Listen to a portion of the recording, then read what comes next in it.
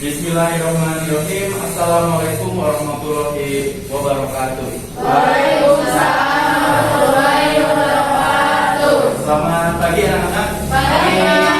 Semangat ya. Hari ini, minggu ini kita kembali belajar secara luring ya.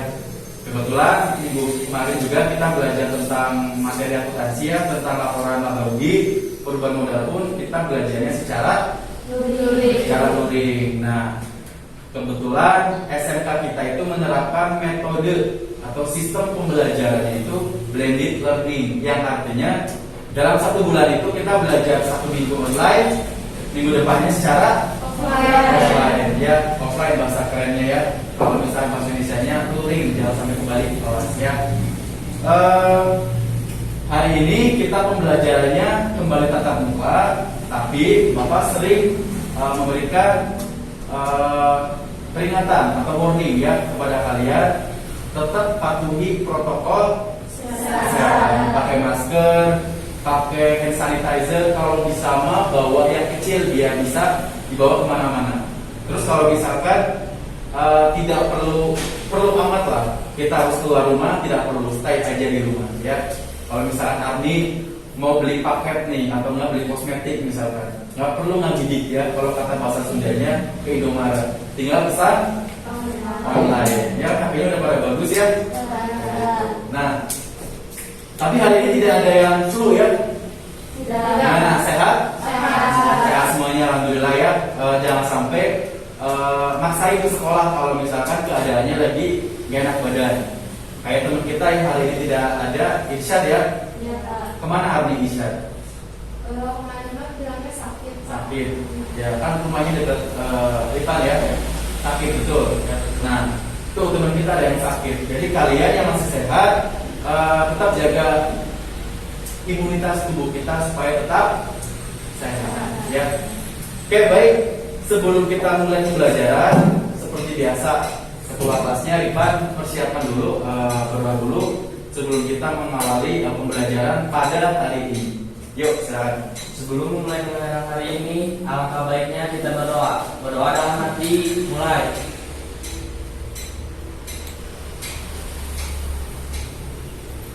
Berdoa selesai. Sikap bersalah. Assalamualaikum warahmatullahi wabarakatuh. Waalaikumsalam warahmatullahi wabarakatuh. Oke. Bapak ingin nanya dulu nih, kan kemarin sudah mengumpulkan ini ya tempat kerjanya, dan Bapak sudah koreksi, sudah dapat nilai, hasilnya sudah keluar ya. Dari sekian jawaban yang sudah Bapak koreksi, ada beberapa jawaban yang memang nilainya maksimal ya, tapi ada juga yang jawaban sebetulnya sudah betul, tapi dalam penulisannya kurang rapi. Emang harus rapi ya Pak? Ya, akuntansi diusahakan dalam menulis laporan, mencatat jurnal, pembukuan dan yang lain sebagainya, diusahakan harus rapi ya. Walaupun tulisannya agak miring-miring sedikit nggak apa-apa lah. Yang penting jangan banyak coretan ya. Diusahakan kalau misalnya perlu yakin, kalian ngerjainnya pakai pensil dulu ya. Oke, sebelum kita masuk ke materi lanjutan yang kemarin, Bapak ingin mereview dulu hasil dari laporan yang sudah kalian buat ya. Kemarin buat apa sih? Laporan keuangan. Apa namanya? Laporan laba rugi dan laporan saudara. Kayak laporan keuangan, yaitu laporan laba rugi dan laporan perubahan modal.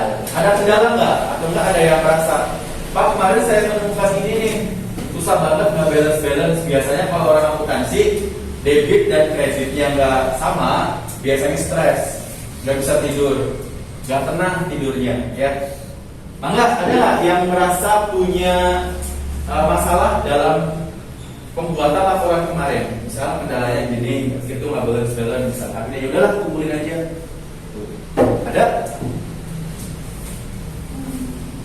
Silakan. Sebelum Bapak begini nanti ya, karena materi hari ini kita akan belajar tentang lanjutan dari laporan keuangan. Bapak di sini sudah menyiapkan fokus ya dengan materinya. Silakan. Ada yang mau bertanya? Ya, Karni. Maskernya boleh dibuka biar terjaga ini ya, jaga apa namanya jarak, tapi biar suaranya jelas. Tapi mau nanya materinya Kak, waktu yang dijelasin sama Bapak yang tentang PSAK. Kalau misalnya perusahaannya itu nggak sesuai dengan PSAK itu nggak apa-apa Kak? Atau harus? Pertanyaan dari Ani ya, Pak, kalau misalkan kita bikin laporan keuangan, apakah harus sesuai dengan PSAK? Boleh nggak sih kita nggak sesuai dengan PSAK? Kemarin sudah ada yang jawab ya, PSAK singkatan dari pernyataan standar kompetensi keuangan. Nah, ada yang tahu nggak standar-standar untuk dunia akuntansi ya? Itu pernyataannya ada berapa? Ada banyak ya. Selain dari PSAK, ada juga yang namanya etap atau yang berhubungan dengan ekonomi. Ya, ada standar pernyataan untuk perusahaan manufaktur misalkan. Ada pernyataan standar akuntansi untuk akuntansi publik, untuk akuntansi manajemen. Nah, karena kita belajar tentang akuntansi keuangan, maka standar yang kita gunakan adalah pernyataan standar akuntansi keuangan. Karena kita belajarnya tentang akuntansi keuangan. Nah, pertanyaannya Arti tadi, Pak, boleh nggak kalau kita nggak sesuai dengan PSAK? Ya, tidak boleh. Ya, karena PSAK ini adalah standar yang paling umum untuk melaksanakan prosedur dalam pembuatan laporan keuangan. Kalau misalkan kita mau melakukan sesuatu hal, mengerjakan suatu hal tanpa adanya prosedur, gimana? Pasti ngacak ya. Nah, itu. Begitu juga kalau kita mau bikin laporan keuangan, itu ada urut-urutannya, ada tahap-tahapannya, ada step by stepnya, ya. Bagaimana caranya, akun-akunnya seperti apa. Nah, standar ini atau PSAK ini dalamnya itu memuat elemen-elemennya.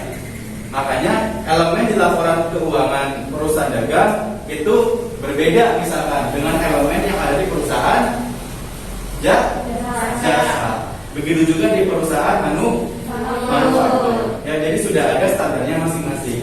Misalkan Arni mau bikin stand, tapi di dalamnya itu tidak ada petunjuk penggunaannya atau pembuatannya. Karena kebetulan Arni sering makan mie misalkan, anggap aja mie ini adalah produk baru. Kalau misalnya nggak ada petunjuknya gimana? Bingung. Ini harus gimana dulu? Apakah minyaknya dulu yang dimasukin, ataukah minyak dulu atau rebus air dulu, gitu ya kan? Tapi kalau sudah ada prosedurnya, ada standar pembuatannya, pasti akan lebih mudah. Mau pakai telur enggak? Mau pakai sayur boleh, gitu ya. Gitu artinya. Oke, ada lagi? Ya, lupa. Suaranya yang keras ya. Lupa ini suka malu-malu kalau mau bertanya. Silakan. Ya, kenapa? Karena dari di sini akan menangkan lupa. Oh, terima kasih ya. Tapi tetap ya nilainya nggak akan saya tambahin. Oke, silakan. Pak, kemarin aku kan ngerjain itu ya kronologi. Iya. Aku sebelumnya baca dulu Pak di artikel bahwa laporan baru itu ada single step dan triple step. Itu apa perbedaannya Pak? Oke, single step dan triple step. Bukan step kejar-kejar ya. Iya Pak. Step itu langkah.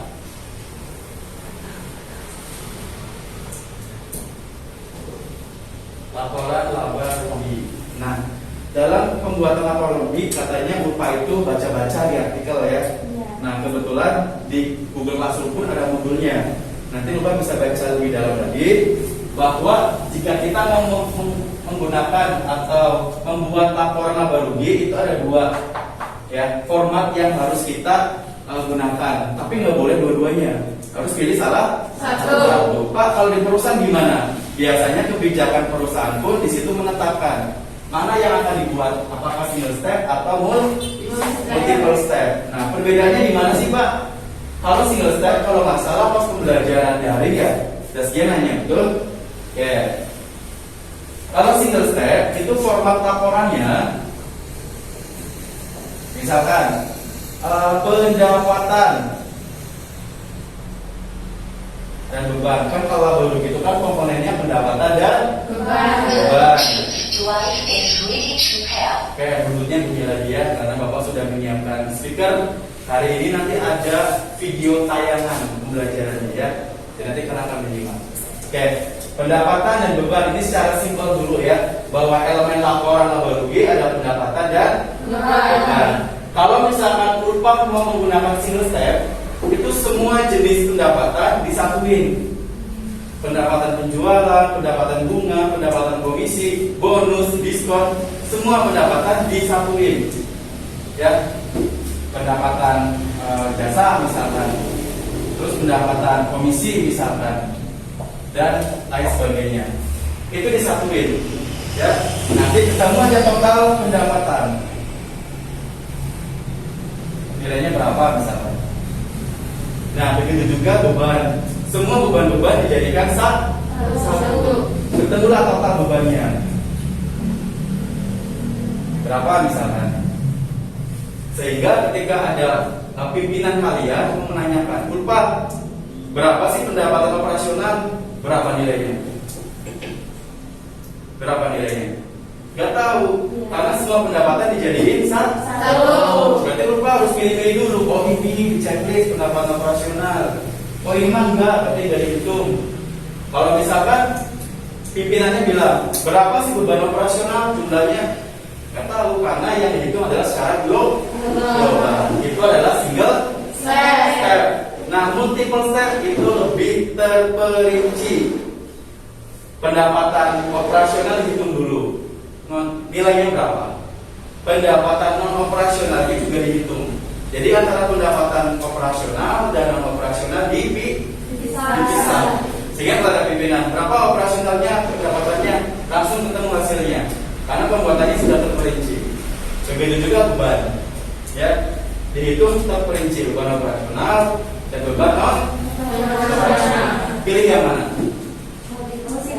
Multiple step karena lebih terperinci. Tapi kendalanya kalian harus menguasai elemen-elemennya. Mana yang termasuk pendapatan operasional, mana yang termasuk pendapatan non operasional. Jangan sampai pendapatan non operasional dimasukin ke dalam operasional. Ya misalkan Zaskia, pendapatan operasional itu menjual barang. Ya, tapi malah menjual barang itu dimasukin ke non operasional. Yang terima komisi malah di pendapatan operasional. Nggak boleh ya. Jadi perhatikan juga mana yang akan kalian gunakan, tapi kuasai dulu step by stepnya, langkah-langkahnya dan akuntansinya harus tepat. Betul ya, gitu ya, supaya jelas. Jelas, Pak. Oke, ada lagi? Kalau tidak ada, kita lanjut ke materi yang akan kita bahas bersama-sama. Oke? Oke, Pak. Ya? Aku belum absen, susah masuk ke Google. Oh belum absen. Tadi udah absen semua belum? Aku udah. Yang kodenya masih sama ya? Oke, kodenya itu yang ada di WhatsApp grup ya, classroomnya. Solution device is connected successfully. Nah ini ada yang udah masuk absennya. Jangan lupa ya, kalau misalkan habis berdoa kalian hari ini langsung mengisi absensi. Nah, coba ada yang masuk ke grup. Di situ ada kode kelasnya. Ya udah bisa, Pak. Udah ya? Udah absen? Udah. Yang lain udah semua ya? Oke. Kodenya masih sama.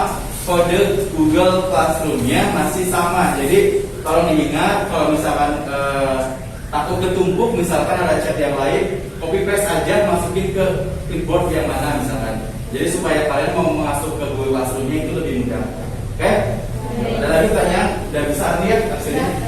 Ya, karena tetap meskipun daring ataupun luring, absensinya melalui Google Classroom. Ya. Oke, kita lanjut.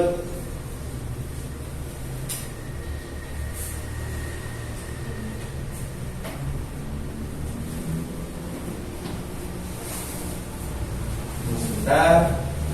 Oke. Coba dibaca di belakang, Irma, kelihatan nggak? Analisis neraca dan arus kas. Yang keras? Analisis neraca dan Arus kas. ini. Kebaca semuanya ya. Baca. Analisis neraca dan arus kas. Kemarin kita belajar tentang laporan laba rugi dan lanjutannya, setelah kita mengerjakan perubahan modal, itu kita membuat neraca. Setelah neraca,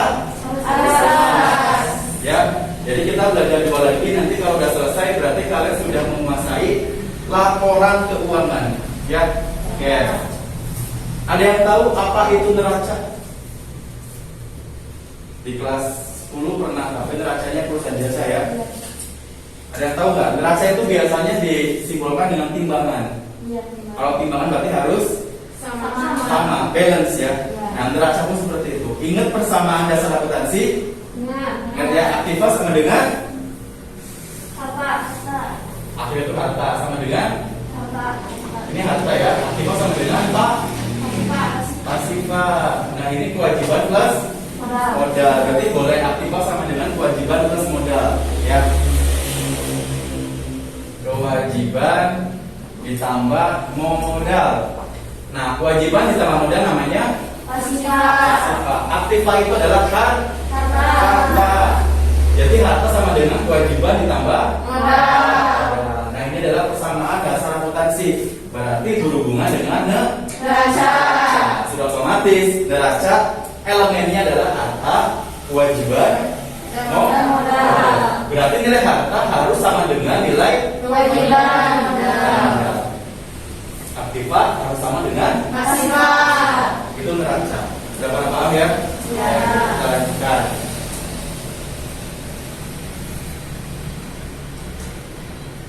Nah, kompetensi dasarnya masih sama seperti yang kemarin minggu lalu. Menganalisis akun-akun untuk penyusunan laporan keuangan. Di sini laporan keuangannya neraca dan arus kas. Kemudian menyusun laporan laba rugi, perubahan modal, neraca dan arus kas. Karena kita sudah belajar laba rugi, perubahan modal, tinggal neraca dan Arus kas. Jadi kaliannya atau kompetensi dasarnya harus paham ya. Kemudian indikator pencapaiannya atau IPK, indikator pencapaian kompetensinya. Kalian harus bisa menyusun neraca keuangan, khususnya perusahaan dagang ya. Kemudian kalian juga bisa menyusun laporan arus kas. Ya, lanjut. Nah, tujuannya nih seperti yang kemarin sudah dijelaskan, setiap belajar mata pelajaran apapun tujuannya harus jelas. Coba Sania buka maskernya, dibaca yang keras. Tujuan Sania belajar itu apa? Peserta didik diharapkan dapat menyusun neraca dan laporan administrasi yang benar sesuai dengan prinsip akuntansi. Ya, Sania itu peserta didik bukan? Peserta ya. Jadi Sania harus bisa menyusun neraca laporan arus kas dengan benar sesuai dengan prinsip akuntansi. Ya, jadi bukan prinsip perbengkelan, tapi prinsip akuntansi. Nah, ini neracanya sudah ada nih. Apa sih itu neraca? Ya, ini disimbolkan dengan timbangan biasanya. Coba Bapak ingin baca apa ya yang keras? Laporan keuangan suatu entitas yang dihasilkan pada suatu periode akuntansi yang menunjukkan posisi keuangan dari suatu entitas tersebut pada akhir tersebut. Pada akhir periode tersebut ya, Bapak salah ketik, kurang kata-katanya. Apa itu neraca? Yaitu laporan keuangan suatu entitas. Entitas itu Perusahaan. ya, perusahaan yang dihasilkan pada suatu periode akuntansi yang menunjukkan posisi keuangan. Posisi keuangan yaitu posisi harta dan pasifa atau kewajiban plus modal. Ya, itu posisi keuangannya dari suatu entitas tersebut selama periodenya. Misalkan periodenya 2020, ya berarti periode berjalannya 2021, berarti periodenya 2021 ya. Itu yang dimaksud dengan neraca. Yang perlu kalian garis bawahi, yang perlu kalian ingat adalah posisi keuangan, berarti neraca. Kalau menyusun laba rugi berarti laporan laba rugi. Perubahan modal. Kalau posisi keuangan apa? Neraca. Ya. Next. Nah, komponennya kemarin sudah dipelajari di pertemuan yang daring ya.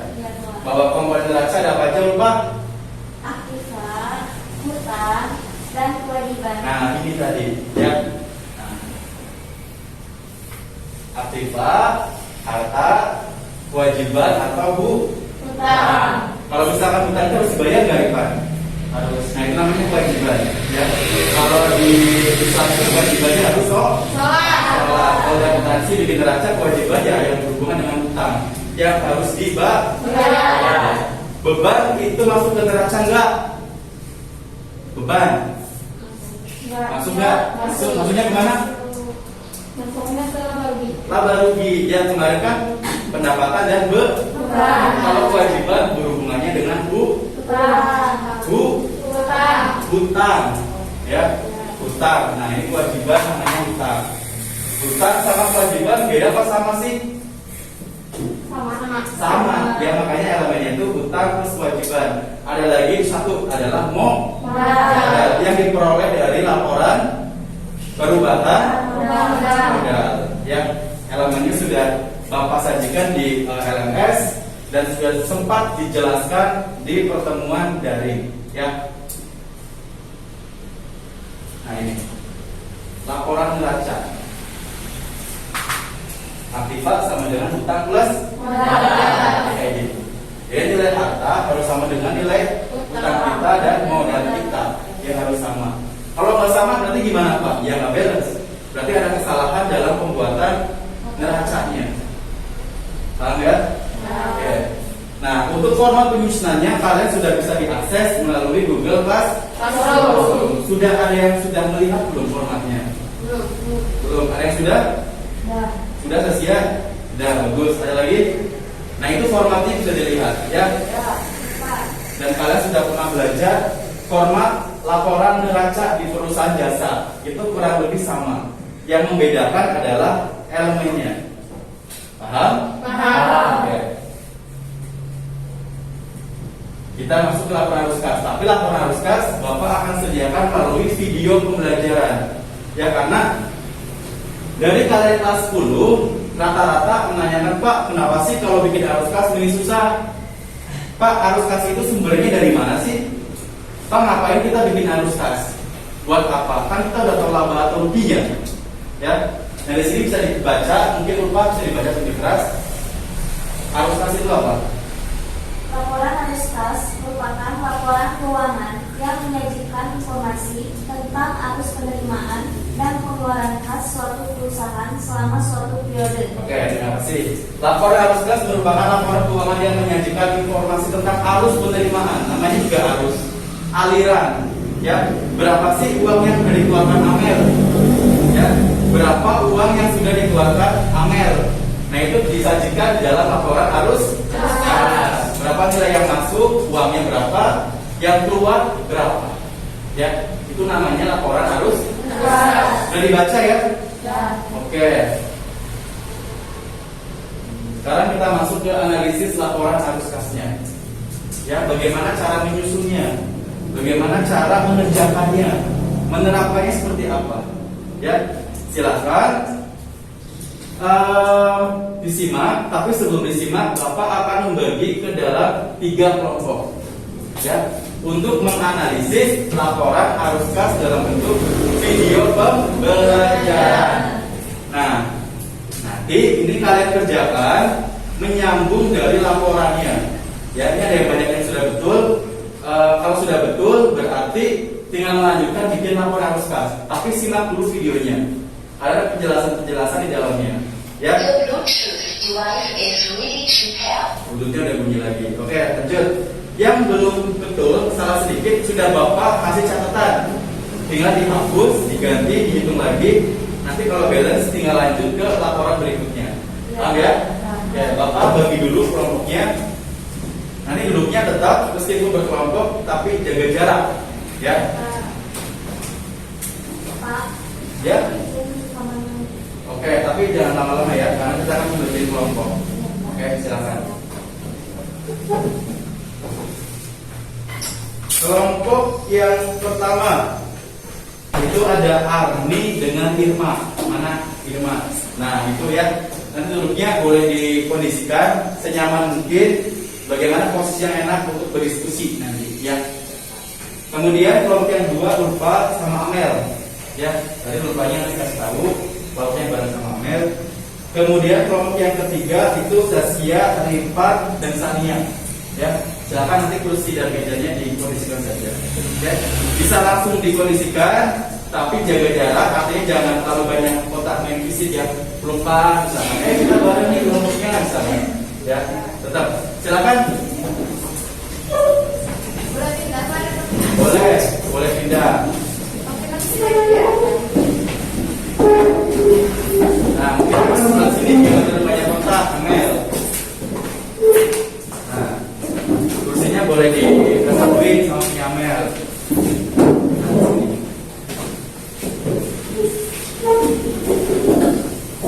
Oke, lanjut ya.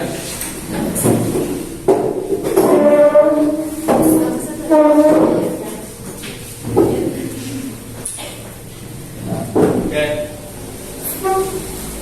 Kita tunggu sebentar karena ada teman kita yang lagi ke toilet ya, masih ke toilet.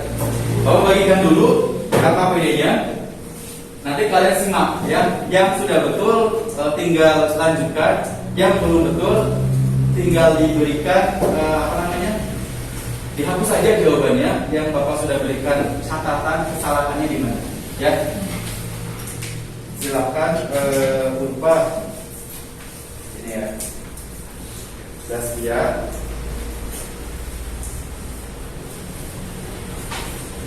Amel.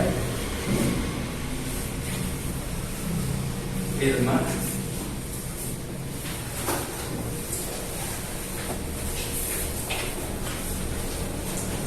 Abi. Waalaikumsalam. Irfan. Kemudian Sania. Sudah lihat. Itu nggak masuk. Sudah. Oke. Sudah bisa ya? Sudah bisa nanti berdiskusi. Tugas kalian menganalisis video dan kendala-kendala kalian dalam melaksanakan pengerjaan membuat laporan arus kas dan neraca dulu baru arus kas ya, tapi simak dulu videonya. Oke? Yuk. Semuanya nanti ada ke depan.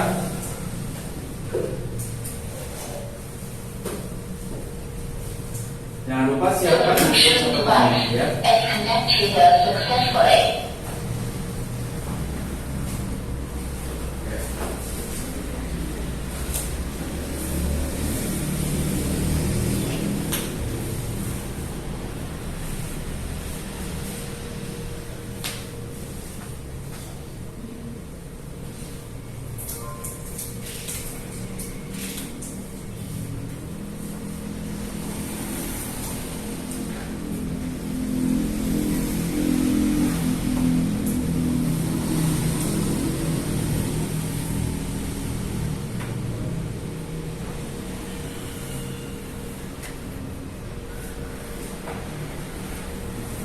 Kita lihat Pak Yodin.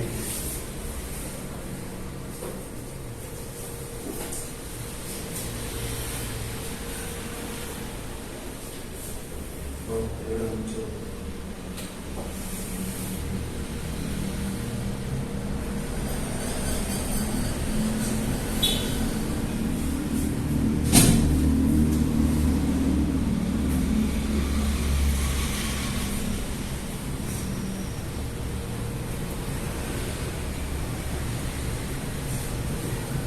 Sambil menunggu videonya tayang, silahkan dicek lagi laporan laba rugi dan perubahan model yang sudah kalian buat.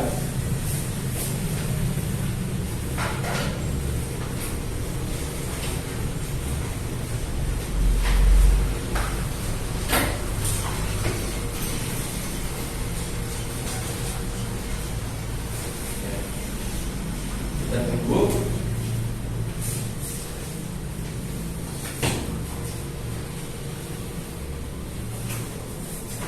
Masih lagi.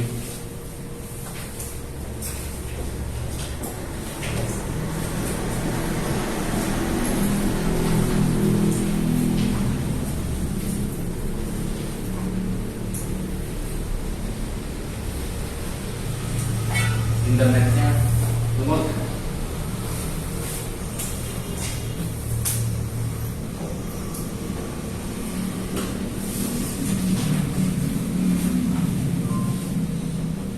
sambil mengerjakan laporan arus kasnya ya. Sambil mengerjakan laporan arus kas yang sudah betul boleh lanjut ke laporan arus kas neraca dan arus kasnya ya. Tapi berdiskusi ya.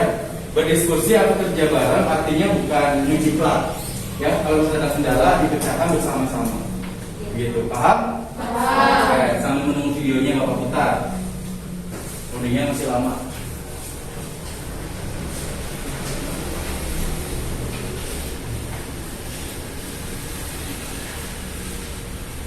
Nah,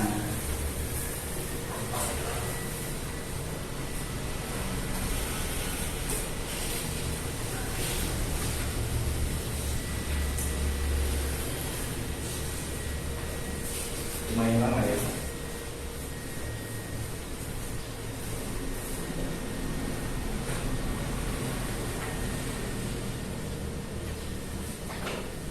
Seperti ini.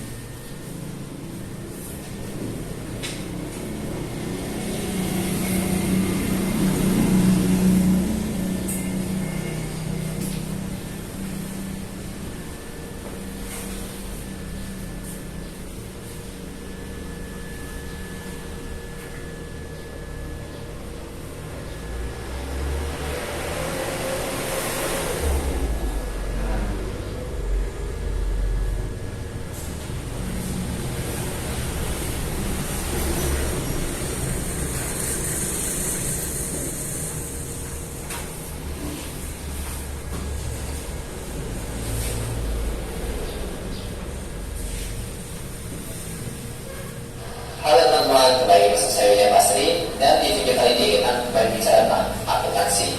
Jadi teman-teman, sesuai judul video ini kita melanjutkan modul kita terkait laporan arus kas yang part 2-nya terkait pengeluaran.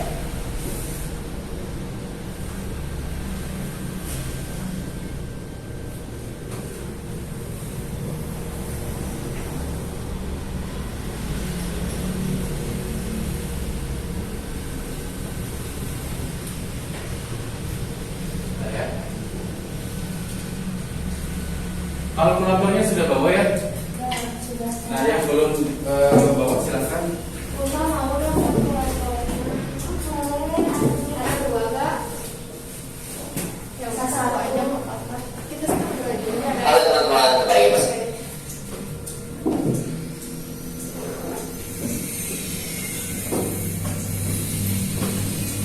Halo teman-teman, kembali bersama saya William Basri dan di video kali ini kita kembali bicara tentang akuntansi.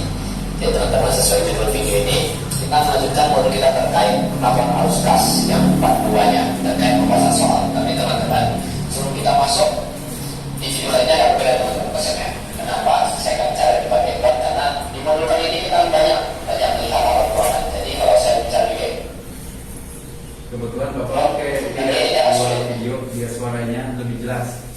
Iya, Pak. tentang sesuai judul.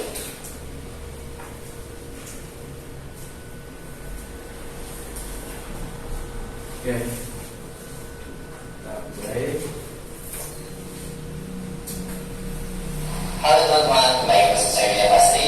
Silakan disimak dulu ya videonya sambil mencatat jika ada yang belum jelas.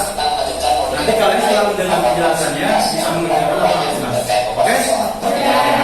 Sebelum kita masuk di video kali ini yang berbeda teman-teman pesannya. Kenapa saya akan bicara di bagian part? Karena di modul kali ini kita banyak melihat laporan keuangan. Jadi kalau saya bicara di bagian nanti editnya agak sulit. Tentang saya akan baca tentang saya akan laporan keuangan kalau ada teman-teman komen.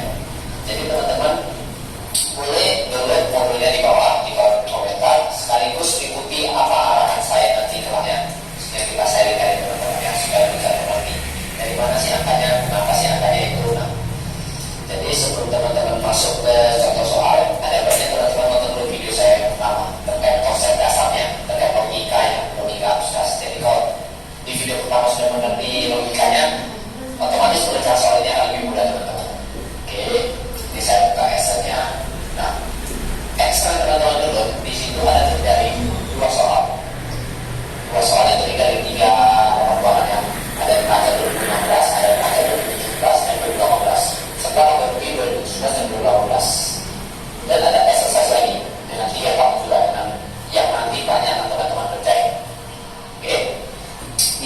di videonya mungkin saya akan perkecil muka saya, perkecil video saya, dan saya membesar apa yang akan di komputer saya. Teman-teman bisa lihat di Excel ini. Di Excel ini kita ada neraca 2016 dan ada neraca 2017. Di sini sudah ada angkanya serta sudah saya buat sebuah kolom terkait selisihnya. Nah, selisih inilah yang biasanya akan kita cantumkan di laporan arus kas. Oke, jadi ini 100 sama 150 juta, selisihnya 50 juta. Rumusnya adalah kas 2016 dikurang kas 2017. Itu gitu teman-teman ya. Di undang-undang 2016 2,4 M, 2017 2 M, maka selisihnya 400-an juta. Nah ya, lanjut lagi ke persen barang dagangan dan seterusnya. Jadi di kolom ketiga itu laporan selisih. Di sini sudah sampai ke hutangnya juga ya, sudah balance dan diketahui ada dividen sebesar 400 juta. Oke teman-teman, ini juga tanpa selisihnya ya. Kalau dia minus itu berarti naik, kalau dia positif berarti dia turun. Ingat teman-teman, di video sebelumnya sudah saya jelaskan. Kalau dia harus kasih tiga komponen operasional, investasi, dan pembiayaan. Dan untuk mengisi komponen itu rata-rata itu harus selisihnya. Apakah dia naik atau turun dengan konsep kas, berpikir secara kas. Selain itu teman-teman, cara harus kas ini sangat penting untuk mengidentifikasi. Kita harus bisa mengidentifikasi nih neraca nih. Mana sih yang masuk ke dalam komponen operasional, mana sih yang masuk ke komponen investasi, dan mana sih yang masuk ke komponen pembiayaan atau pendanaan. Ini yang video pertama saya katakan. Ini saya tidak akan saya baru luas lagi di video kedua ini, karena di video. Oke. Nah, itu adalah teknis dari pembuatannya, ya. Nah, kalau misalkan teorinya, bagaimana cara-caranya? Kalau ini kan lebih ke pengerjaannya ya. Nah, sekarang prosedurnya, ya. Prosedurnya seperti apa? Nanti ini yang perlu kalian analisis, yang perlu kalian presentasikan dari hasil kesimpulannya. Nanti presentasikan masing-masing kelompok. Dan yang kedua, kalian harus mempresentasikan kendala yang dihadapi oleh masing-masing kelompok ketika membuat neraca dan arus kas. Oke, kembali simak lagi videonya.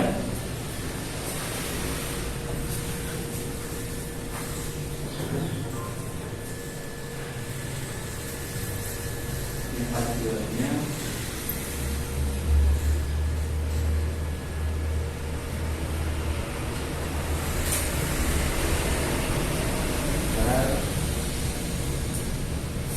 Sambil mengerjakan ya.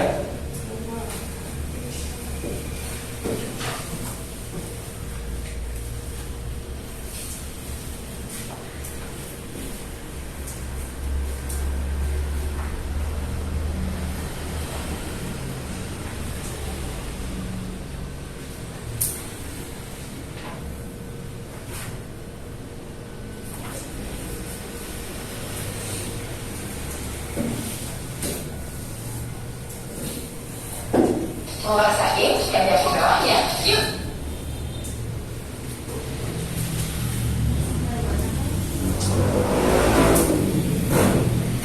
Halo teman.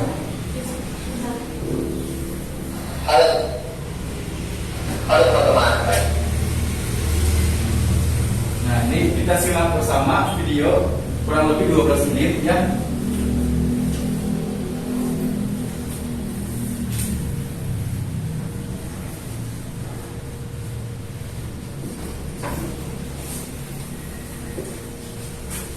Halo teman-teman, bagi kita sekali dengan Pak Sri. Dan di video kali ini kita berbicara tentang akuntansi. Nah teman-teman, di video kali ini kita sharing tentang laporan arus kas. Namun teman-teman, di modul ini saya split menjadi 2 video. Di video pertama ini kita sharing dalam teorinya, dan di video kedua kita sharing tentang cara menyusunnya. Jadi nanti di video kedua saya sudah siapkan soal dan exercise, nanti akan kita bahas di video selanjutnya. Tapi di video kali ini kita bahas dulu tentang teorinya. Kenapa sih perlu bahas teori sampai 1 video? Begitu pertanyaan teman-teman kan. Sebenarnya teman-teman tahu nggak kenapa laporan arus kas ini tampaknya susah, padahal sebenarnya enggak.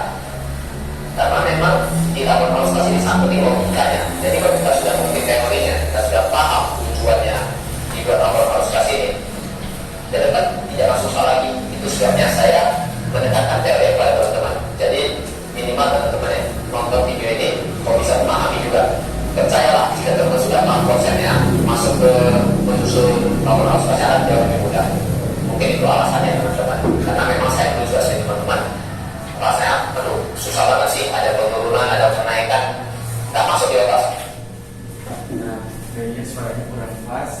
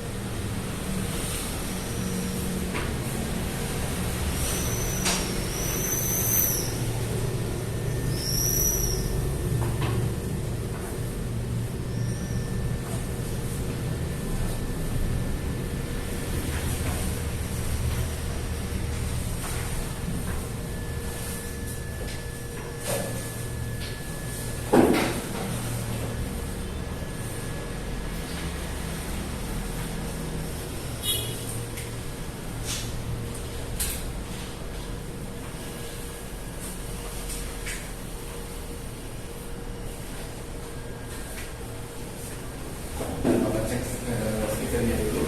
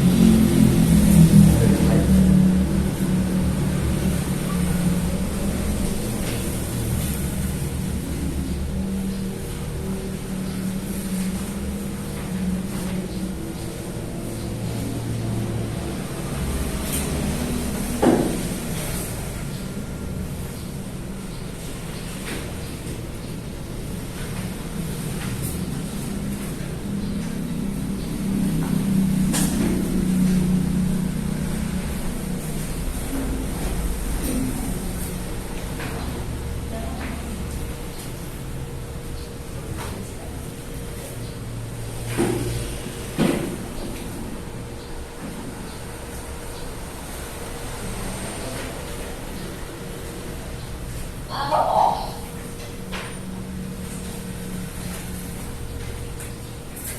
The Bluetooth device is ready to pair. Oke. Tunggu dulu nomor harus kan.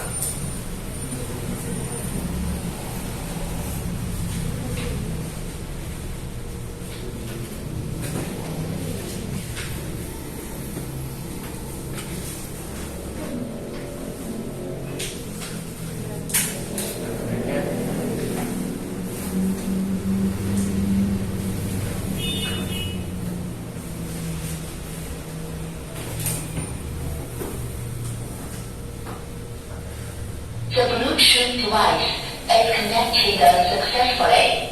Oke. Sambil mengerjakan sambil mendengarkan ya.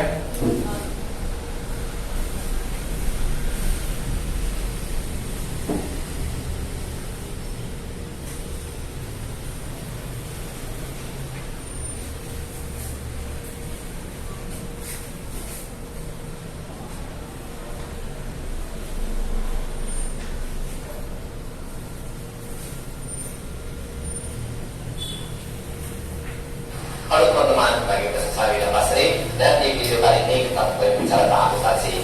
Nah teman-teman, di video kali ini kita sharing tentang laporan arus kas. Namun teman-teman, di modul ini saya split dari 2 video. Di video pertama ini kita sharing dalam teorinya, dan di video kedua kita sharing tentang cara menyusunnya. Jadi nanti di video kedua saya sudah siapkan soal dan exercise, nanti akan kita bahas di video selanjutnya. Tapi di video kali ini kita bahas dulu tentang teorinya. Kenapa sih perlu bahas teori sampai 1 video? Mungkin itu pertanyaan teman-teman ya. Sebenarnya teman-teman tahu nggak kenapa laporan arus kas ini tampaknya susah, pada saya enggak. Karena memang di laporan arus kas ini sangat penting logikanya. Jadi kalau kita sudah mengerti teorinya, kita sudah paham tujuannya laporan arus kas ini, jadi kan tidak susah lagi. Itu sebabnya saya menekankan teori pada teman-teman. Jadi minimal teman-teman yang nonton video ini kok bisa memahami juga. Percayalah, jika teman-teman sudah paham konsepnya, masuk ke menyusun laporan arus kas akan jauh lebih mudah. Mungkin itu alasannya teman-teman. Karena memang saya dulu juga sering teman-teman, rasanya aduh susah banget sih, ada penurunan, ada kenaikan. Gak masuk di otak saya, tapi setelah saya mengerti konsepnya ternyata gak susah gitu teman-teman. Oke, kita langsung saja. Kita masuk dulu ke pendahuluannya. Apa sih laporan arus kas itu?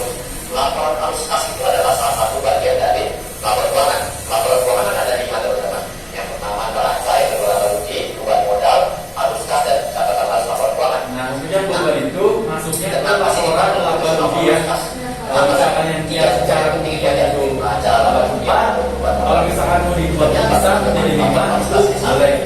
Ya, tapi kalau misalkan itu itu bisa langsung dimasukkan ke dalam laporan awas. Jadi jangan sampai bingung ya. Oh, katanya 4,5. Itu hanya yang lebih dicicil. Ya. Kasihnya mengalir kemana? Di laporan arus kas kita pernah tiga komponen utama operasional ini yang berkaitan dengan kegiatan operasional, investasi. Nah ini terkait dengan akibat tetap beli tanah, jual tanah ataupun di peralatan yang sesuai akibat tetap. Dan yang ketiga adalah pendanaan. Ini adalah pinjaman dana, suntikan modal, penjualan saham, pembelian saham dan lain-lainnya. Nah biasanya kas itu melalui dari tiga komponen ini. Jadi kalau teman-teman ini misalnya barusan beli mesin dan posisi kas teman-teman itu sedikit, berarti di aktivitas investasi teman-teman ini membesar meningkat. Jadi kita sebagai manajer bisa lihat itu secara singkat pengenalannya. Tapi yang paling penting adalah dengan arus kas ini kita bisa tahu kas kita itu kemana, baik dia masuk maupun keluar. Ya teman-teman. Jadi dalam menyusun laporan arus kas sebenarnya ada dua metode ya teman-teman ya. Pertama metode langsung, yang kedua metode tidak langsung. Dan di video kali ini kita share tentang metode tidak langsung. Kenapa sih nggak men-share metode langsung? Nah, kalau kita mau Gravity does more than catch errors. Ivan dulu ya. With Gravity, you can find really good, no, perfect words that make your writing sharp, explicit, or excellent, or distinctive.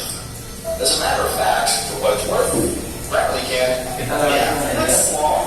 We can get rid of that. This good. Seru ya. Kalau bikinnya gimana? Gravity helps you be concise. If you're tough, persiapan metode langsung, kita harus mengetahui nilai kas yang diterima dari penjual pribadi dan penjual berita. Sedangkan kita itu mengetahui dari laporan keuangan. Itu di laporan keuangan di mana itu tidak ada tercatat berapa penjual utama, berapa penjual lainnya. Sehingga kita tidak bisa melakukan kajian metode langsung. Itu sebabnya kita melakukan kajian metode tidak langsung. Kalau metode tidak langsung, sebenarnya kita kaji dia itu mengkaji dari neraca dan laba rugi. Jadi kalau awas kasnya mengkaji 2 tahun, kita hanya perlu neraca dan laba rugi 2 tahun. Kita sudah bisa melakukan penyusunan laporan arus kas teman-teman. Makanya saya pun men-sharekan tentang metode tidak langsung.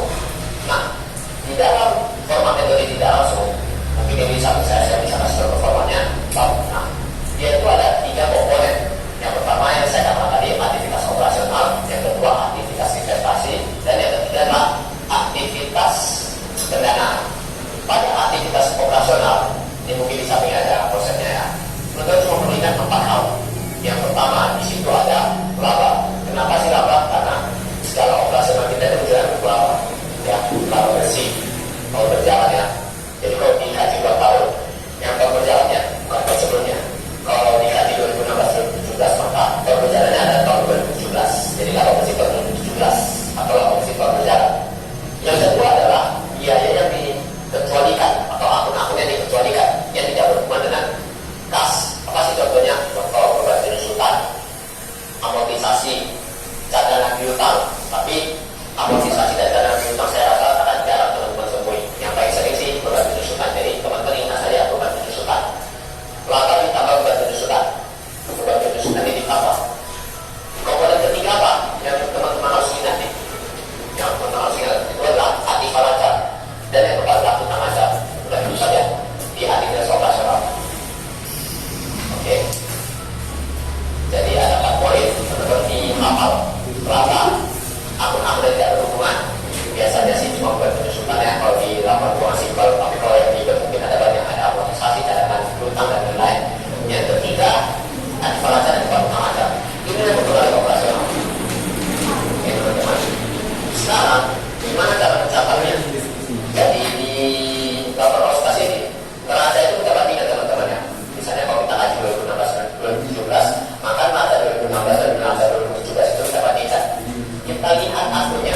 Misalnya kita mau lihat akun piutangnya, kita lihat di 2016 nilainya berapa, 2017 nilainya berapa.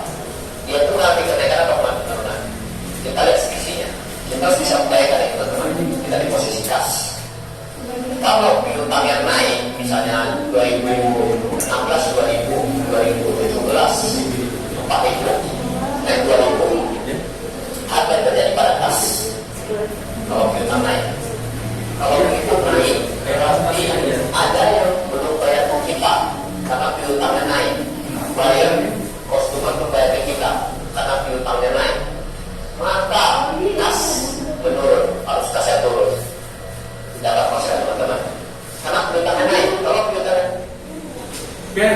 semuanya harap perhatikan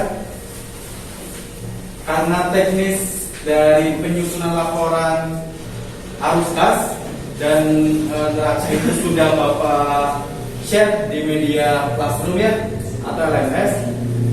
Video ini sebenarnya sudah ada dan bisa kalian akses ya, tapi ini tadi pengantar supaya yang belum baca atau yang sudah baca lebih mengingat kembali bagaimana sih arus kas itu dibuat, bagaimana neraca itu dibuat. Kalau neraca kebetulan kalian sudah pada paham, kalau arus kas rata-rata masih bingung, betul?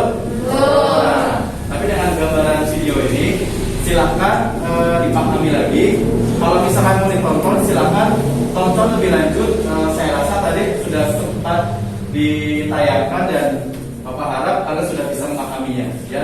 Kalau misalnya mau sambil dikerjain lihat videonya di HP melalui Classroom boleh, tapi hanya buka aplikasi Classroom, paham? Ya. Bapak berikan waktu kurang lebih 15 menit. Ya tadi Bapak sudah kontrol kelompok 1, 2, dan 3 itu sudah mulai membuat laporan arus kasnya. Ya, siap-siap presentasi. Silakan diatur siapa yang duluan presentasi ataupun mau merger silakan. Ada pertanyaan? Belum. Dari kelompok 3 atau 2, 1? Belum. Silakan ya. Bapak kasih waktu 15 menit untuk menyelesaikan.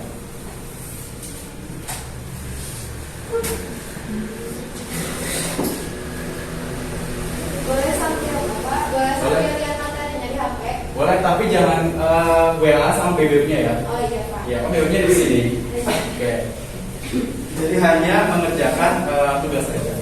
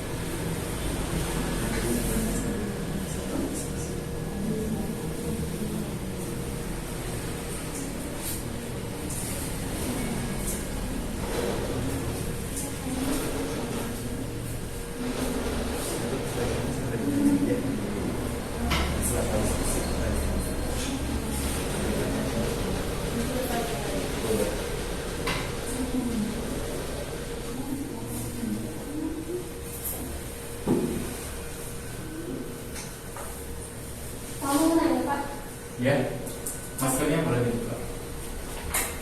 Aktivitas investasi pada arus kas diperoleh dari mana Pak? Aktivitas tadi ada penjelasan sedikit ya.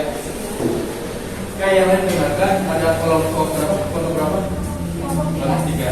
Aktivitas operasi, investasi. Nah, investasi diperoleh dari mana? Namanya investasi berarti menanamkan saham atau modal ya. Misalkan Saskia itu perusahaan dagang, aktivitas operasionalnya berarti menjual barang dagang. Betul.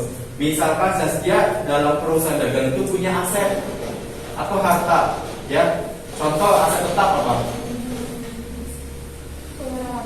Peralatan, motor, kendaraan. Nah, Saskia punya peralatan, dijual, dapat apa? Dapat untung atau dapat uang. Nah, penjualan ini namanya aktivitas investasi. Kemudian tanah itu semakin mahal semakin murah. Mahal ya. Berarti kalau misalkan Saskia tadi perusahaannya aktivitas operasional menjual barang, bukan menjual tanah. Berarti tanah ini adalah masuk ke aktivitas investasi. Kalau barang itu operasional. Ya, pokoknya investasi itu kayak penjualan di luar dari aktivitas operasional. Menjual tanah, kendaraan, gedung disewakan misalkan. Itu untuk investasi. Hah? Yang lainnya ada pertanyaan? Ada Pak.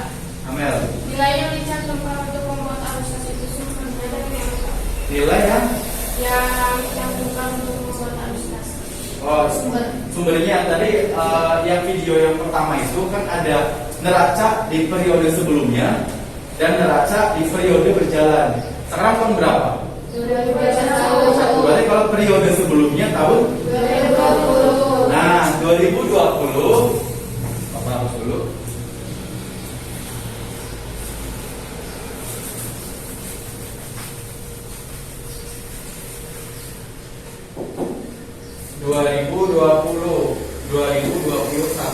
Nah, nominalnya atau dasarnya dari mana sih untuk laporan arus kas?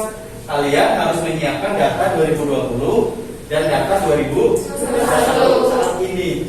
Ya, disandingkan. Misalkan neraca, Pak apa sih yang disediakan datanya?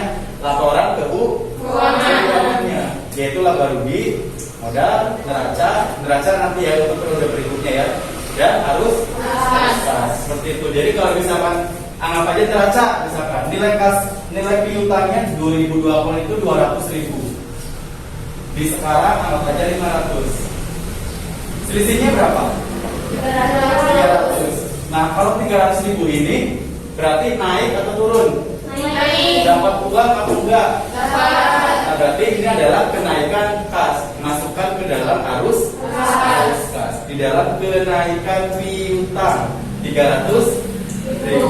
Misalkan akun gedung misalkan dijual, misalkan waktu dijual itu 100 juta. Pas belinya misalnya pas di tahun 2021 hanya misalkan 99. Misalkan. Padahal harusnya lebih mahal ya kalau gedung atau tanah ya. Selisihnya berapa? 1 juta. naik atau turun? Turun. Masuk ke dalam penurunan akun kas gedung. Ya, jadi data 2000 periode sebelumnya sama sekali itu dibandingkan. Nanti selisihnya berapa? Tinggal nominal itu yang dimasukkan. Gitu, ya. Silakan ada lagi? Ya, silakan. Irma, Mas Dani. Suaranya keras ya. Jadi Pak, fungsi dari bikin laporan kas apa? Fungsi dari bikin arus kas, ya. Arus sama aliran itu sama ya. Ya. Arus sama aliran itu sama.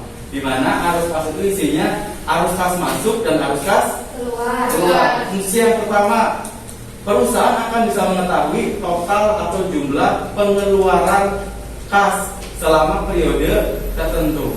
Ya, misalkan Irma ditanya nih, berapa sih selama 1 tahun ini uang yang sudah kita terima? Ya, kan bisa dilihat laba rugi? Nggak bisa, karena laba rugi hanya pendapatan dan beban. Tidak ada kas-kasan, ya arus kasnya berapa gitu. Jadi yang pertama untuk mengetahui aliran kas masuk dan keluar. Yang kedua seperti laba rugi untuk mengukur keberhasilan perusahaan. Kalau misalkan Irma bikin laporan arus kas yang keluar, ya misalnya 1 tahun itu kan kita nggak bisa ngitung per bulan ya. Kalau misalnya ditanya setahun gimana? Masa mau dihitung lagi bulan 1 sampai bulan 12? Tinggal lihat aja di laporan arus kas. Gitu ya? Oke, terus. Ada lagi? Tidak ada ya? Silakan dikerjakan.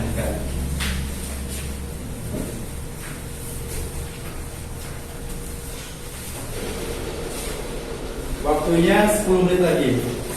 Siap-siap untuk masing-masing kelompok mempresentasikan dari 2 poin yang sudah ditugaskan. Yang pertama, menyimpulkan video yang tadi ditayangkan dan kalian sebagian lihat di LMS ya atau Google Classroom.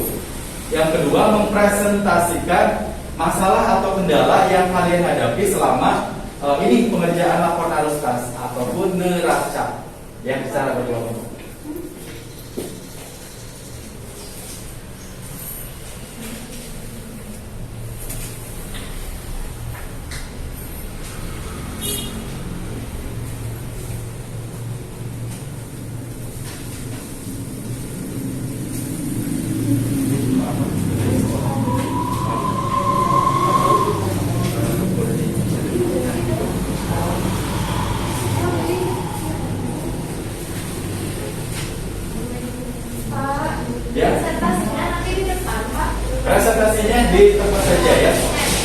supaya tidak terjadi kerumunan di depan nanti ya, kita tetap menjaga jarak meskipun kita berkelompok seperti ini. Pastikan maskernya dipakai ya, dan sudah pada hand sanitizer semua kan?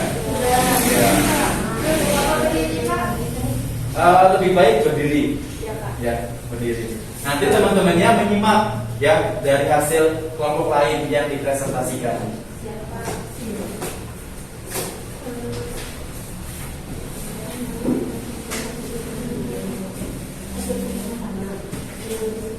turun. Anda sampai pagi sudah di kos keluarga.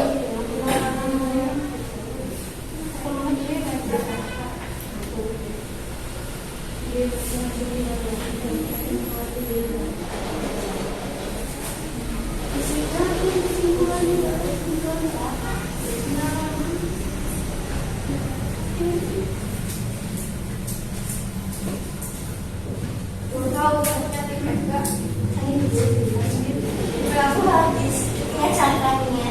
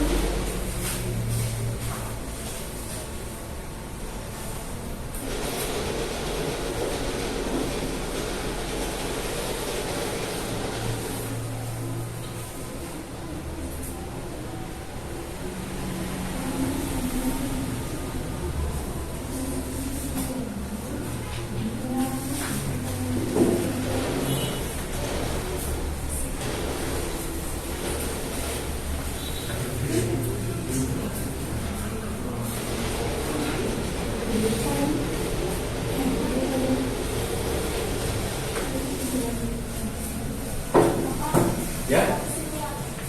Simpulan sama kenalannya. Iya betul.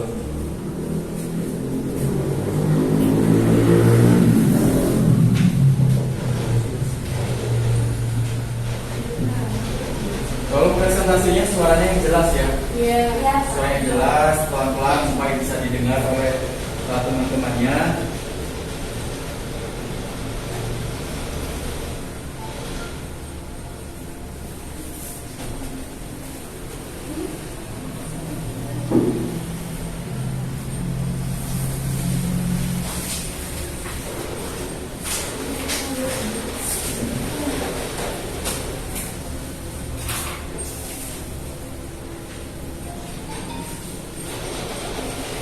Empat menit lagi.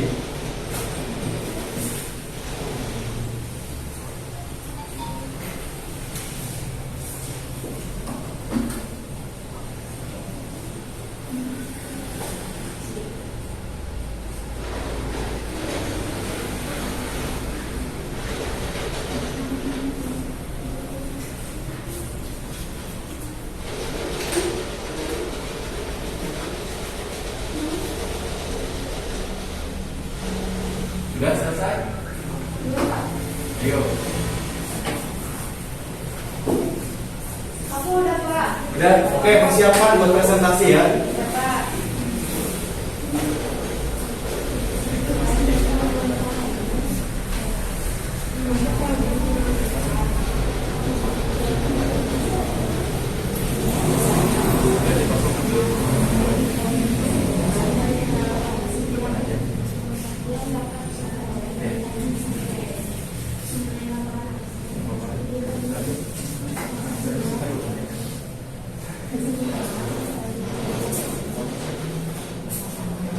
Sudah?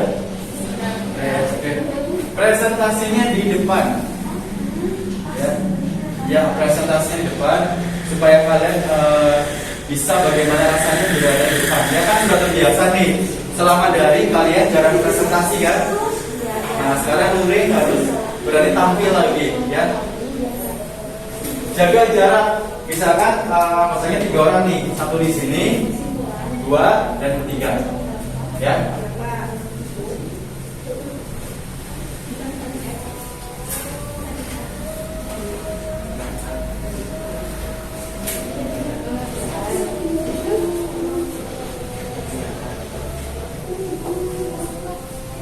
Sudah ya?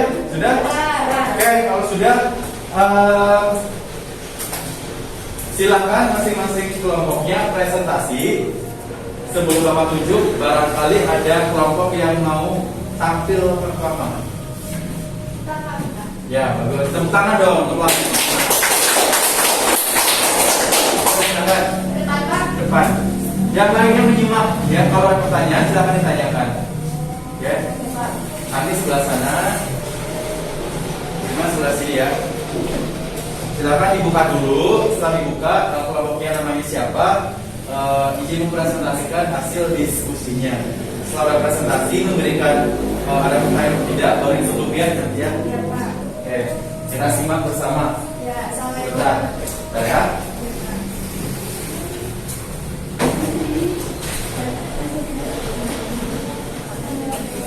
Assalamualaikum warahmatullahi wabarakatuh. Waalaikumsalam warahmatullahi wabarakatuh. Kami dari kelompok 1, saya Ani dan teman saya. Di sini kami akan mempresentasikan tentang hasil dari video yang sudah ditonton dan materi yang dari Google Classroom. Kesimpulan dari kelompok kami yang pertama akan dijelaskan oleh Ina. Bahwa laporan arus kas adalah Suaranya yang keras. Ini bukannya. bahwa laporan arus kas adalah bagian dari laporan keuangan suatu perusahaan yang dihasilkan pada suatu periode dokumentasi yang menghasilkan aliran kas masuk dan kas keluar. Pembuatan laporan arus kas berfungsi untuk menentukan kemampuan perusahaan dalam membayar kewajiban dan untuk mengetahui laba bersih. Laporan arus kas terdapat dari 3 aktivitas, diantaranya aktivitas operasional, aktivitas investasi, dan aktivitas cadangan atau pembiayaan. Terus yang keempatnya, nilai yang dicantumkan di laporan arus kas itu berasal dari selisih kenaikan atau penurunan dari nilai laba, aktiva lancar, terus beban yang tidak berhubungan dengan kas dan utang lancar. Terus yang terakhir, nilai aktivitas investasi dan pendanaan pada laporan arus kas berdasarkan dari selisih neraca pada periode sebelumnya dan periode yang sedang berjalan. Nah, terus kendala yang kita dapatkan dari yang nonton video dan materi yang sudah diberikan oleh Bapak akan dijelasan ulang oleh Irma. Kendala yang sering terjadi adalah ketika menentukan neraca pada kolom peserta. Hal ini disebabkan karena akun baik pada neraca bagian kolom neraca tidak diikutsertakan pada pembuatan data keuangan, sehingga sering terjadi ketidaksamaan antara jumlah aktiva dan pasifa. Ya. Terus kendala yang kedua yang kita temui itu berdasarkan kendala yang terjadi sebelumnya yang dijelasin sama Irma, akun privat itu meski tidak tercantum pada neraca keuangan, namun jumlah privilege-nya akan mempengaruhi ke dalam nilai perubahan modal, sehingga modal yang dicantumkan adalah modal adil yang merupakan hasil perhitungan akun privat. Oke. Udah Lagi? Udah. Sekarang dari teman-temannya atau kelompok yang lain ada yang ditanyakan dari hasil presentasi kelompok berapa? Satu yang dibawakan oleh Agni dan Irma. Ada? Ada ya? Oke, jelas. Jadi Bapak tegaskan kembali bahwa tadi yang dibacakan atau dipresentasikan oleh Agni dan Irma, laporan arus kas itu di dalamnya itu ada 3 aktivitas utama ya, seperti yang tadi dijelaskan di video ataupun penjelasan dari Bapak, baik dari modulku sudah dijelaskan. Kemudian untuk neraca biasanya akun pref ya. Akun pref itu biasanya nggak ditampilkan, memang tidak ditampilkan dalam neraca karena sudah hasil kalkulasi dari laporan bulan. Ya, oke. Juga plus buat kelompoknya Assalamualaikum warahmatullahi wabarakatuh. Waalaikumsalam warahmatullahi wabarakatuh. Oke, terima kasih buat kelompok Ilma dan Agni ya, kelompok pertama ya.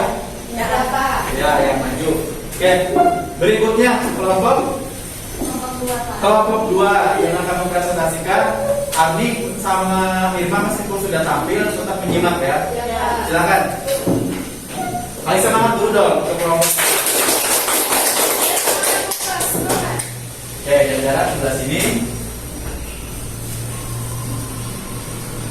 Assalamualaikum warahmatullahi wabarakatuh. Waalaikumsalam warahmatullahi wabarakatuh. Saya dan rekan saya akan menyimpulkan hasil pengamatan video. Untuk pertama, di sini saya akan menunjukkan hasil pengamatan video tadi. Di sini saya dan rekan saya menyimpulkan bahwa laporan arus kas itu dibuat untuk mengetahui keadaan keuangan perusahaan. Nah, apakah ada pemasukan atau pengeluaran kas? Yang kedua, bahwa di dalam laporan arus kas itu terdapat 3 aktivitas, yaitu aktivitas operasional, aktivitas investasi, dan aktivitas pendanaan. Yang ketiga, bahwa untuk membuat laporan arus kas, seorang akuntan itu harus mengecek laporan arus kas tahun sebelumnya supaya bisa melihat selisih kenaikan atau penurunan kas di dalam suatu perusahaan. Dan yang keempat, bahwa laporan arus kas itu digunakan untuk mengetahui kenaikan atau penurunan kas. Saya akan mempresentasikan kendala dari hasil pengerjaan tugas membuat laporan neraca dan arus kas. Kendala atau masalah yang sering terjadi pada pembuatan laporan arus kas itu sendiri, di mana akun pendapatan dan beban sering cantumkan kembali, sehingga penghitungan seringkali salah, padahal sebetulnya akun pendapatan dan beban ini telah dihitung oleh peroleh laba. Komponen laba inilah yang dicantumkan sesuai penjelasan dan tayangan video. Selain itu, selama ini kita membuat laporan arus kas, pedoman kami hanya pada pendapatan dan pengeluaran saja, tidak melibatkan perbandingan selisih dari data keuangan periode sebelumnya. Ada lagi? Sudah. Sudah ya? Oke, baik. Dari teman-teman atau kelompok yang lain ada pertanyaan buat kelompok 2? Tidak ada ya? Cukup jelas ya?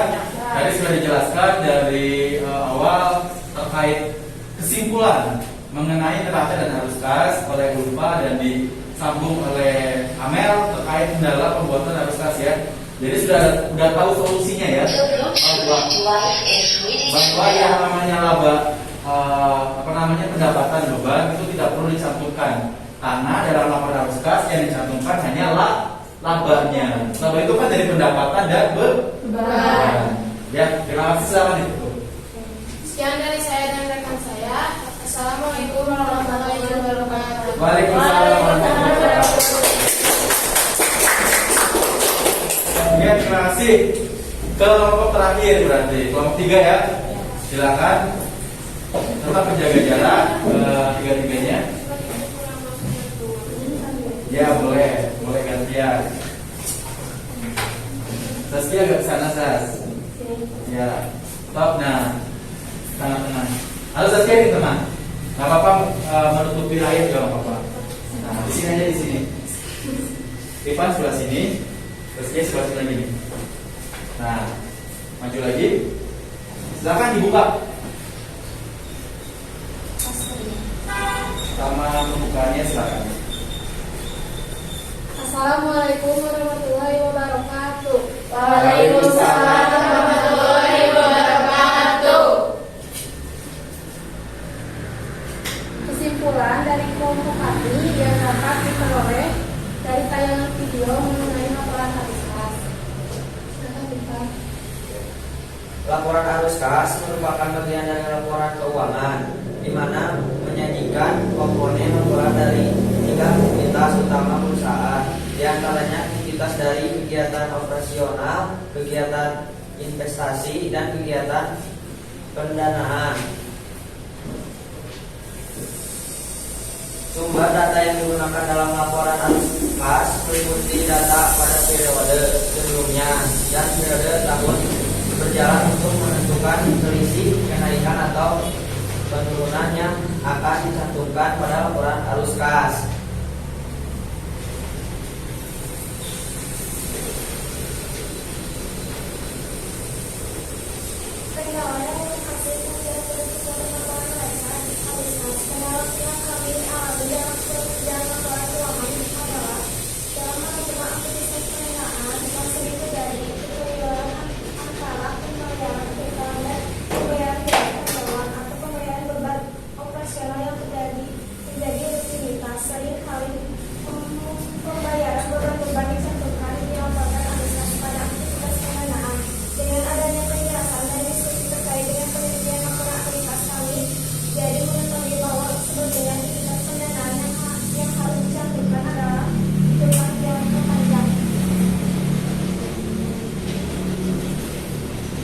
Sekian dari kelompok kami. Wassalamualaikum warahmatullahi wabarakatuh. Waalaikumsalam warahmatullahi wabarakatuh.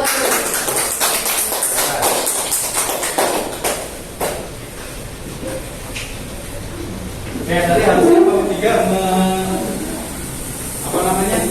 memberikan fasilitas barangkali yang ditanyakan ya. Tapi tidak apa-apa. Terima kasih untuk kelompok 3 yang sudah mempresentasikan hasil dari kesimpulan video dan kendala yang dialami selama membuat laporan neraca dan arus kas.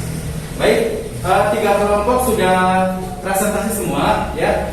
Sekarang Bapak memberikan waktu untuk kalian bertanya ya mengenai materi yang sudah dijelaskan dan sudah ditampilkan melalui video pembelajaran. Oke, silakan. Jadi Bapak harap ketika kalian sudah selesai materi mengenai laporan keuangan, jangan sampai ada yang belum dipahami ya, karena ini adalah pembelajaran terakhir untuk laporan keuangan ya. Jadi jangan sampai kita mau lanjut ke materi berikutnya masih belum paham tentang laba rugi, arus kas, perubahan modal dan yang lainnya ya, Mel. Jadi semuanya harus tuntas selama pembelajaran pada hari ini. Silakan. Ada yang mau bertanya? Ivan, Pak. The Bluetooth device is connected to the display. Itu Bluetoothnya Bapak matikan dulu supaya tidak mengganggu.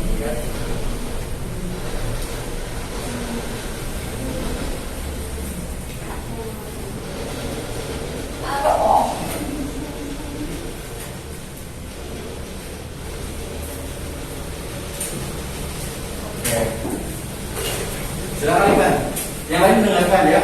Pak, kenapa kalau perusahaan biasa jarang dibuat laporan arus kas? Coba ulang lagi pertanyaannya. Pak, kenapa kalau perusahaan biasa jarang dibuat laporan arus kas? Oke. Kenapa di perusahaan jasa jarang dibuat laporan arus kas? Nah sekarang Bapak tanya dulu. Di perusahaan jasa perlu nggak dibuat laporan arus kas? Ya. Antara perlu dan tidak perlu. Menurut Amel, perlu nggak di perusahaan jasa? Kan perusahaan jasa contohnya salon, ya, tukang cukur, kemudian perbankan. Kan perbankan tidak menjual uang ya, tapi menghimpun, yaitu perusahaan jasa. Konsultan, rumah sakit. Apakah rumah sakit menjual kaya? Tidak. Tapi melayani jasa, itu perusahaan jasa. Nah, apakah perusahaan-perusahaan tersebut yang tadi Bapak sebutkan perlu dibuat arus kas? Perlu nggak? Perlu, ya menurut ahli perlu katanya. Nah, tetapi banyak perusahaan jasa yang tidak membuat arus kas. Bukan berarti tidak perlu, tapi akun-akun yang ada dalam perusahaan tersebut sederhana, kan hanya menjual jasa, ya tidak menjual mayat kan, tidak menjual ada sih yang menjual obat-obatan, tapi biasanya dokter hanya membuat resep, terus ditebusnya di apotek. Nah, apotek ini perusahaan dagang, bukan jasa lagi, karena menjual obat. Ya, yang pertama kita lihat kenapa jasa atau perusahaan jasa tidak membuat atau jarang, karena elemen-elemennya sederhana dibandingkan dengan perusahaan dagang yang elemen itu rumit. Ada diskon penjualan, ada penjualan, terus ada pembelian, ada harga pokok penjualan dan yang lainnya. Itu alasan pertama. Yang kedua, perusahaan jasa itu lebih sederhana dari sistem operasionalnya, sehingga mudah dilacak ketika ada arus yang masuk dan arus kas yang keluar. Seperti itu ya. Oke, bagus. Ada lagi? Irma. Apa yang dimaksud dengan akun kontra dan apakah termasuk komparitas? Soalnya kelas, ada lagi? Apa yang dimaksud dengan akun kontra dan apakah termasuk komparitas? Oke. Apa yang dimaksud dengan akun kontra? Ada yang tahu? Tidak kan? Ya, karena di modul kebetulan ada akun kontra ya. Nah, semuanya dengarkan.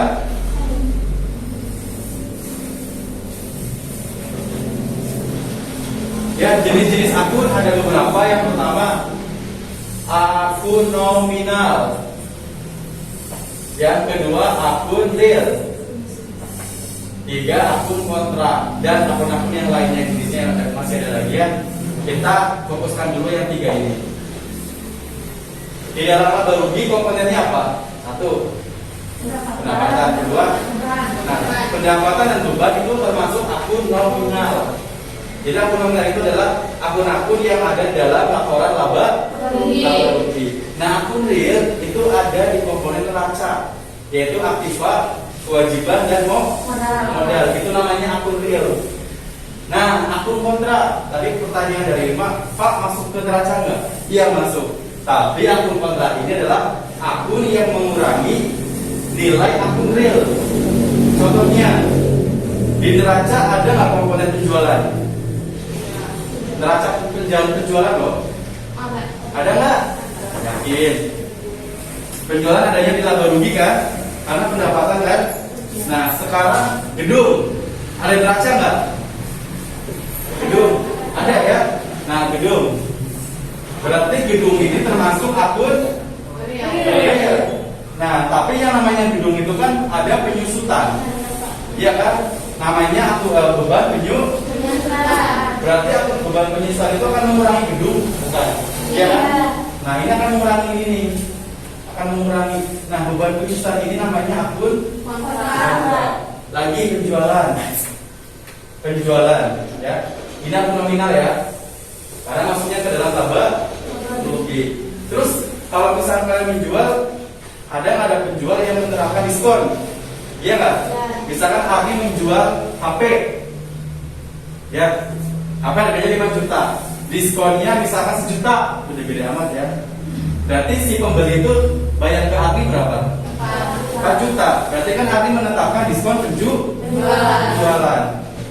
Nah, diskon itu kan akan mengurangi ya? Iya. Ya. Nah, diskon penjualan itu namanya akun kontra. Jadi akun kontra itu adalah akun yang mengurangi akun real penjualan ataupun akun nominal. Nah, di sini paham ya? Paham. Ada pembelian, berarti diskon pembelian, potongan pembelian. Gitu. Ada lagi pertanyaan? Ya, Mel. Dalam neraca ada akun hutang wesel, apa perbedaannya dengan hutang usaha Pak? Hutang wesel dan hutang usaha. Oke. Ada yang namanya wesel, ada yang namanya hutang usaha. Hutang. Ya. Ada wesel, ada hutang usaha. Yang namanya wesel itu adalah surat perjanjian. Oke, wesel adalah surat perjanjian.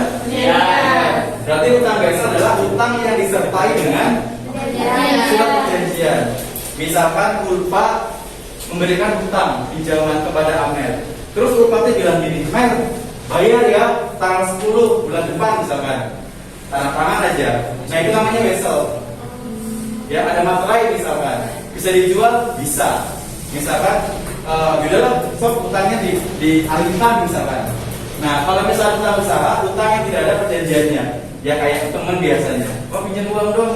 Udah nggak ada surat perjanjian, nggak ada tanda tangan di atas materai, ya. Itu namanya utang usaha yang ada perjanjiannya. Kalau utang wesel, utang yang disertai dengan surat berharga, yaitu surat perjanjian.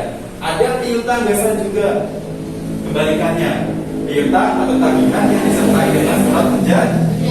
Kapan melunasinya? Tapi kalau piutang usaha, ya nggak ada perjanjian. Itu berbeda. Paham ya? Paham. Oke, bagus. Ada lagi? Ya, Tania. Soalnya kecil, coba yang keras lagi. Aktivitas investasi. Tadi perasaan sudah tanya sama siapa ya? Kalau nggak salah. Ya, Bapak jelaskan lagi ya. Yang lagi dengarkan. Aktivitas investasi.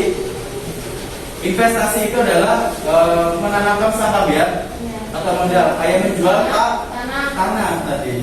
Ya.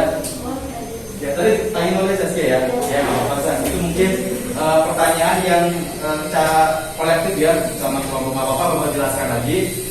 Aktivitas investasi menjual tanah, menjual gedung atau peralatan mobil kendaraan. Ya, gitu. Ada lagi? Ya, Adi dulu. Kalau buat neraca, terus kalau si Ininya buka biar jelas. Yang lain dengerin dulu. kalau buat neraca, terus aktivitas sama pasifannya itu nggak balance pak, itu teh gara-gara apa? Gara-gara apa? Oke. Nah ini nih kasus yang sering terjadi. Bikin neraca, kolom aktiva sama pasifa nggak balance nih, nggak sama antara kolom aktiva dan kolom pasifa. Biasanya kendala utamanya apa sih Pak? Nah yang pertama, akun-akunnya belum dipahami, ya. Jadi misalnya akun-akun yang harusnya masuk ke laba rugi, kalian masukkan ke dalam neraca, itu salah. Yang kedua, biasanya jumlah modalnya, kan di kolom kewajiban ada modal kan? Nah, modal yang tertera di neraca, modal yang tertera di neraca itu bukan modal awal lagi, tapi modal akhir yang diperoleh dari laporan laba perubahan ada. Biasanya kalau misalnya kita bikin neraca, modalnya masih pakai modal yang awal, itu salah. Harusnya menggunakan modal akhir yang sudah dihitung di laporan perubahan modal. Itu biasanya kecelakaan sehingga membuat kolom aktiva dan pasifa itu tidak balance. Gitu. Kemudian ada yang namanya akun-akun yang seharusnya diaktiva, tapi malah dimasukin ke dalam pasifa. Jadi harus detail, ya. Oke. Ada lagi? Lupa. Pak, saya tuh pernah dengar dari orang tua teman saya yang kerja di perusahaan, kita ada akuntan. Ya. Apakah boleh Pak untuk membuat laporan keuangan terus ada manipulasi data? Manipulasi data, oke. Manipulasi itu artinya tidak sesuaian ya, yang disesuaikan biasanya. Nah, pada dasarnya yang namanya manipulasi tetap adalah hal yang negatif, ya, tidak diperbolehkan. Tapi biasanya pada kondisi nyata, kondisi lapangan, biasanya manipulasi ini tetap ada ya. Contohnya biasanya karena yang namanya akuntansi, setiap transaksi harus ada bukti. Bunga itu kita transaksi lain ya. Bunga pun harus ada bukti transaksinya. Kalau misalnya kita dapat bukti transaksi, digunakan untuk mencatat laporan keuangan. Nah, ulpa transaksi mungkin ya, tadi teman cerita ya masalah temennya, orang tuanya tidak mempunyai bukti transaksinya. Nah itu bisa dibuat. Ya, biasanya manipulasi seperti ini masih rada mending untuk menutupi atau sebagai bukti transaksi yang sudah dilakukan. Kalaupun kita tidak bisa kembali ke tokonya misalkan. Tapi yang lebih fatal adalah ketika kita transaksinya 500, ditulisnya 1 juta. Nah itu tidak boleh ya, itu melanggar aturan dari prinsip akuntansi. Kalaupun memang ada manipulasi-manipulasi, sebisa mungkin sesuai dengan transaksi yang kita jalankan atau kita lakukan. Dari buku transaksi kalau nominal, kalian jangan sampai melakukan itu kalau kerja nanti, ya seperti itu. Ada lagi? Ya, Zaskia. Pak, di dalam pokoknya neraca di modul yang saya baca terdapat pendapatan diterima di muka. Oke. Tapi diletakkan di kolom kewajiban. Hmm. Kenapa Pak? Oke. Padahal namanya pendapatan. Harusnya masuk ke laporan rugi bukan neraca. Oke. Bagus ya.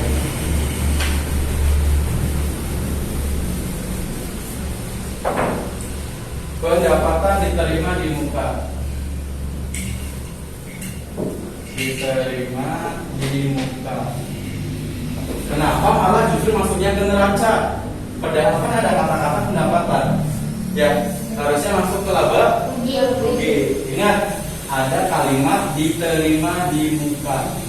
Ya, ini yang sering keliru. Ya, tadi Bapak sebutkan untuk pertanyaan Adi ya, bahwa biasanya nggak beres apanya, itu namanya salah menempatkan. Nah, perlu diketahui, pendapatan diterima di muka itu bukan pendapatan jasa real. Contoh, misalkan Amel pengusaha roti. Amel pengusaha roti yang udah di mana-mana lah terkenal gitu. Terus Ardi ada arisan di rumahnya. Terus Ardi itu pesan ke Amel, ya, Mel saya pesen dong buat arisan berapa? Kurang lebih 1 juta ini. Bayar 1 juta ke Amel. Tapi arisannya besok. Nah, Ardi sudah membayar ke Amel. Ardi udah dapat rotinya belum? Belum. Kalau Ardi dapat roti, sudah bayar, itu namanya pendapatan jasa yang real, sudah terrealisasi. Tapi ketika Ardi bond dulu, rotinya belum dapat, otomatis Amel harus punya tagihan kepada siapa? Kepada Ardi dengan bentuk ngasih roti. Tapi uangnya diterima kan? Otomatis Amel itu sebagai akuntan membuat laporannya. Pendapatan diterima di muka termasuk kewajiban karena harus membayar dalam bentuk roti. Makanya maksudnya ke dalam neraca. Beda dengan Ardi bayar hasil roti udah himpas. Maksudnya ke laba rugi. Gitu ya? Oke, Bapak harap waktunya sudah mau selesai. Dan Bapak harap juga kalian sudah bisa memahami materi tentang laporan keuangan. Ya, paham ya? Oke. Kalau sudah paham dan tidak ada pertanyaan lagi, kesimpulan pada pembelajaran kali ini bahwa laporan arus kas itu yang perlu kalian ingat adalah terdapat 3 aktivitas utama. Yang pertama aktivitas operasional, yang kedua investasi, yang ketiga pendanaan. pendanaan atau pembiayaan. Ya, dan itu sumbernya dari data periode sebelumnya dan periode berjalan atau periode saat ini. Kemudian untuk neraca itu sesuai dengan prinsip dasar akuntansi. Aktiva sama dengan kewajiban plus modal. Akun-akunnya dipelajari, akun-akunnya disesuaikan, elemen-elemennya disesuaikan. Ya, bisa dipahami? Bisa. Berarti minggu depan kita bisa lanjut ke materi berikutnya ya. Ya. Materi berikutnya nanti akan ada materi laporan rekonsiliasi bank. Ya. Jadi Bapak anggap hari ini selesai. Hasil tugas laporan yang tadi kalian buat arus kas dan neraca dan arus kas silakan dikumpulkan. Ketuanya untuk masing-masing itu dikumpulkan ke Bapak.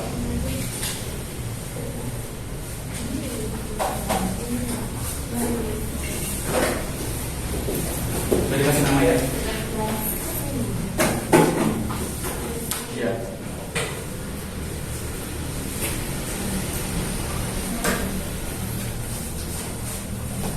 Oke, nanti Bapak koreksi dulu hasil hari ini dan Bapak ungkap melalui WhatsApp grup ya. Iya, Pak. Yang nilainya belum maksimal nanti akan Bapak berikan tugas, nanti Bapak upload di Google Classroom. Silakan dikerjakan bagi yang di bawah KKM.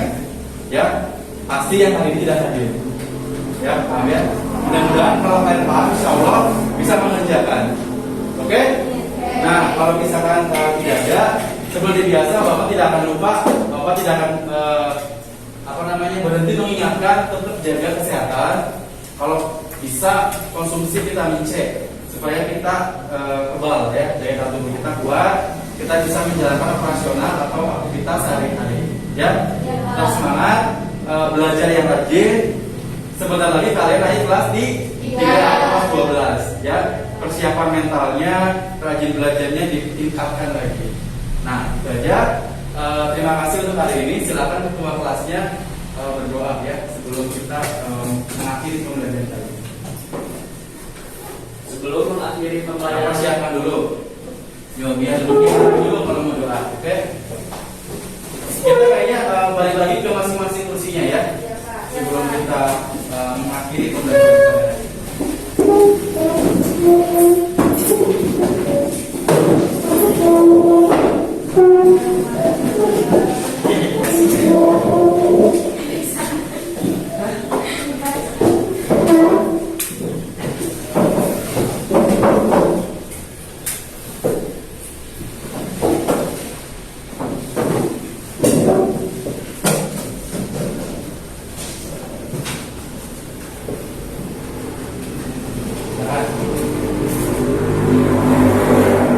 sebelum mengakhiri pembelajaran hari ini, alangkah baiknya kita berdoa. Berdoa dalam hati, mulai.